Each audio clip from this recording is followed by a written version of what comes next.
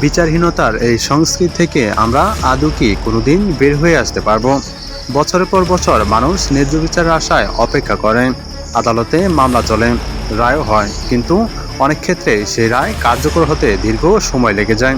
ফলে ভুক্তভোগী পরিবার এবং সাধারণ মানুষের মনে হতাশা ও প্রশ্নের জন্ম দেয়।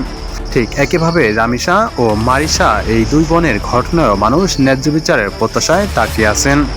রামিসার মামলাটি নিয়ে অনেকেই আশা করেছিলেন দ্রুত বিচার কাজ সম্পূর্ণ হবে এবং এটি বাংলাদেশের বিচার ব্যবস্থায় একটি দৃষ্টান্ত হয়ে থাকবে।